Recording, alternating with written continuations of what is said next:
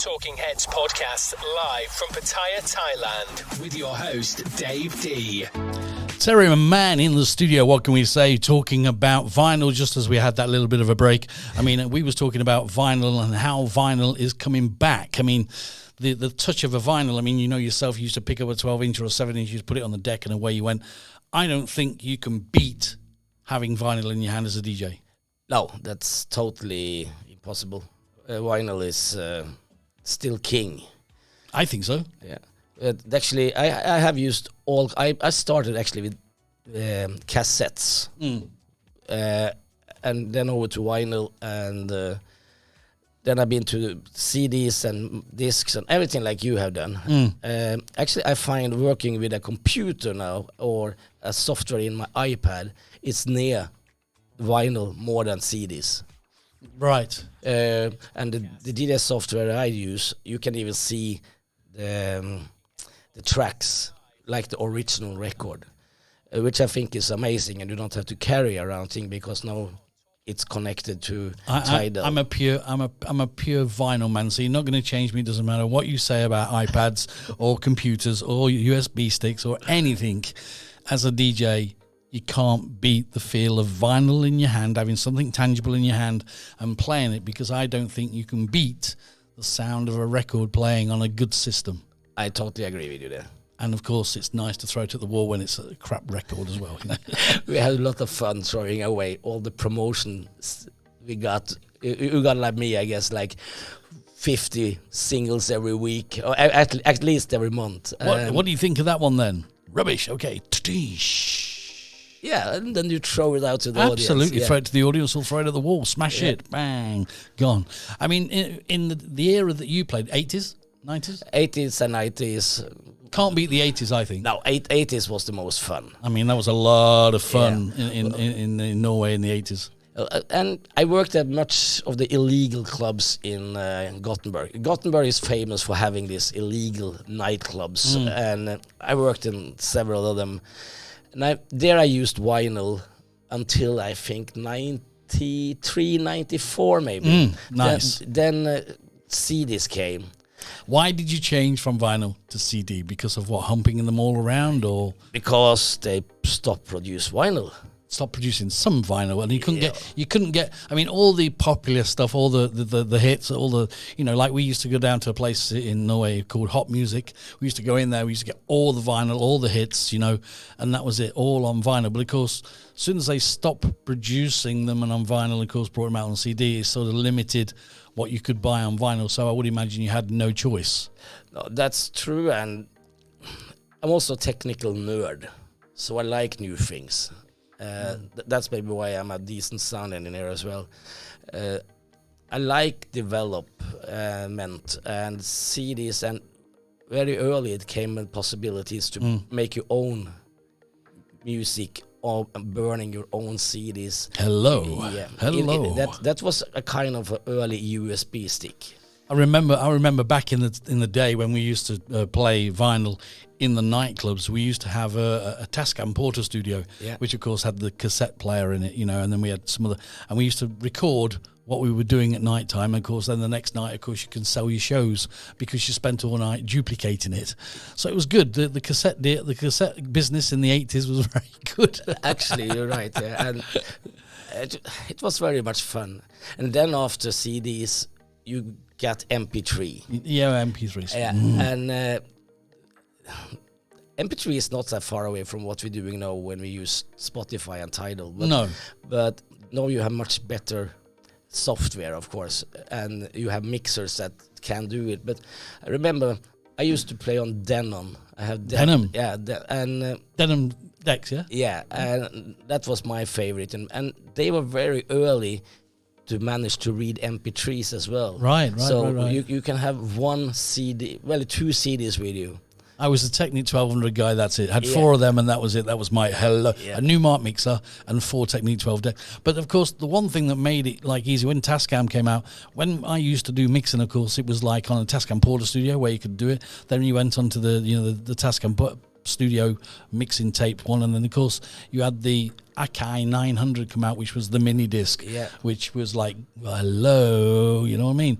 It made mixing and messing about a lot easier. But I don't think, out of all that, I don't think that you could be on the night in the club playing your music and DJing and mixing and recording it at the same time. Then the next day you listen to it and you think, wow, that was a good mix, or that was a load of shite, or whatever. But at least it was live, and I think that's why a lot of people liked it.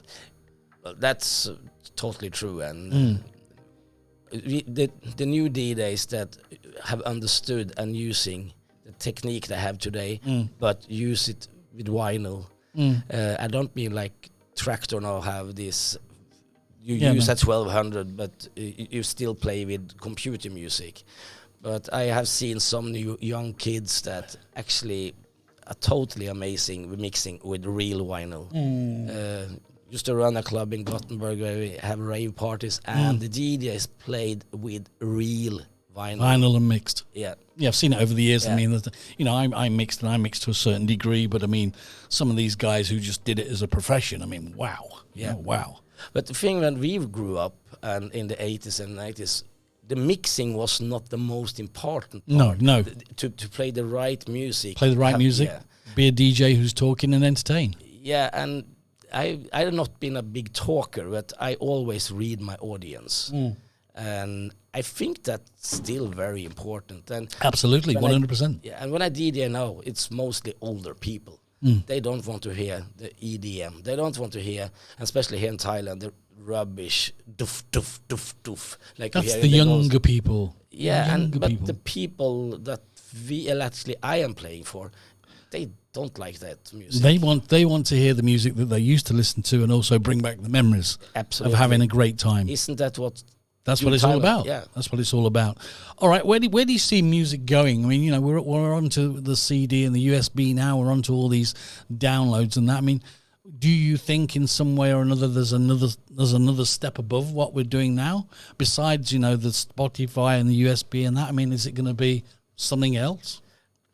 I actually not sure, but I think that Spotify and Tidal will be the main thing for a couple of years. And vinyl, like you said before, is growing, but that's and it's not only hipsters anymore. No, but vinyl is pretty expensive, and so that means like people in Norway, which have a lot of money, they sell a lot of vinyl. Sure. So. And collectors. Well, collectors. I mean, you know, I used to like stuff myself, but I mean, these days, you know, the stuff I used to collect, I pay a few pounds for, you know, and now it's crazy price. Yeah, it's nuts. Yeah, it's really nuts. It's like it's memorabilia now, isn't it? Yeah, and I have my record collection in Sweden at the moment, and I probably not go back to Sweden. Well, I don't know. So I need to try to sell it. And so mine. I got mine. Mine's in the UK, in somebody's loft. But it's totally crazy because the collectors or people like to buy it. They offer you like nothing. Peanuts. You need to have. Peanuts. You need to go to like fairs and sell them to collectors. But I also think even if like as a DJ, there might be a record in there that's worth nothing. But has so much sentimental value of the amount of times you've played it. I mean, let's just take for instance, Dolly Parton, Kenny Rogers, Islands in the Stream. You know, how many times have you played that in Norway and the Scandinavian countries? They used to love it. Bobby Sox, Let It Swing, Let It Rock and Roll. Yeah. Played it, you know, hundreds of thousands of times because people liked it. Not worth anything, but got a lot of sentimental value and a lot of memories tied to that record. I have... when I working, I play music. Normally, I don't play in my home. Right. None of us do though, Terry. No. None of us do. So my record collection that are worth something, which is half of the records, they are music I don't play normally. When I'd play. Believe it or not, I'd play all the nightclub all night. I mean, we opened at 8 and we'd probably finish at 3 or 4 in the morning. Yeah. I played. The other DJs played. We all played and whatever. And you know, playing all those hits all night, every night. You know, X amount of days a week. You know, of course, when you go home, you don't want to play that kind of stuff. You want to listen to something. I used to listen to War of the Worlds, Edgar Allan Poe, Tales of Mr. Imagination, House of Usher, and all those. David Sanborn, Naji. You know, that's all stuff I never used to play in the club. but I used to like listening to it at home, something completely diverse to what I did. I was more into. I started with Kiss and hard rock, but when I got a little older, it was the punk, Joy Division, New Order. Joy Division was good. Yeah, Manchester. Okay, Manchester I could play in the clubs in Gothenburg. Right. I could also play Cure and the more soft stuff, and that was music I liked, actually. Right. That was the good thing with Gothenburg when I worked there. And the clubs I worked with, we started when all the places were closing. So the most normal pubs, and they closed midnight and 1 o'clock. So we opened midnight and we continued to 6 o'clock in the morning. People used to ask me, they used to say to me, number one, they used to say, what's your favorite record? Which is very hard to say, because it's very hard as a DJ to say, what's your favorite record? Number two is they used to say, what kind of music do you like? And I used to say, all music. Yeah. Because almost, it doesn't matter if it's African tom-tom drums or Jamaican this or English that or European that, whatever, rock, punk, ska, what I used to like the whole lot, because music, whatever it is, in some kind of shape or form, to somebody means a lot, and it brings a lot of pleasure to people. So I used to say, I like all kinds of music. Favorite record? I mean, that's a hard one. You try and pick out a favorite record. That's it's different from day to day. Exactly. Sex Pistols, Never Mind the Bollocks, is very important. Great. Joy Division, Closer. Never mind the bollocks. Wasn't that the title of the album? Yes. With the Queen on. Yes. With the safety pin. Yeah. I just saw before I came Virgin here. Records, first signing. Yeah, Is that right? that's true. Yeah. And Richard. Just before I came here, I was looking at Norwegian television. They have an interesting documentary of punk, and it's very fun to see, because some people think that the punk started in US and New York. Some people think it started with Sex Pistols, because the attitude, the more poor people. Sid Vicious. Yeah, Sid Vicious, yeah. And how they talked in the studio. But what about Elvis in the 50s, when he was throwing out of stage, when he sang Trouble for the military? That's punk as well. Yeah, sure. So some people say Robert Johnson was the first punk. I think that all music has got flavors from other music. It's all in there. You might be listening to a reggae track, but you can hear something from a pop track in it in a different way, and you can hear something from a classic track that's in a different way. So I think it's a melting pot of sound. The thing is, like, if you listen to punk today, it's not dangerous. It's pure rock and roll, played with cheaper instruments and not that good musicians. And one of my favorite bands is the early Genesis. Right. Okay, early Genesis, all that make me calm down. And that's what I'm normally listening to when I'm flying. And that's long songs and totally away from the punk. But that's really good musicians. They have songs that you cannot play when we DJ. No. But I will always come back to Genesis. Good tracks. I mean, the time it was Peter Gabriel came out with Sledgehammer. Peter Gabriel in concert with all his stuff. I mean, I used to like some of that stuff that he did. It was pretty cool. Genesis, like you say, though, great.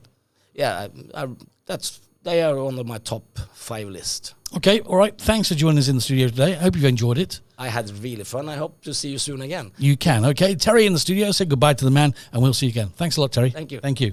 Talking Heads podcast live from Pattaya, Thailand, with your host Dave D.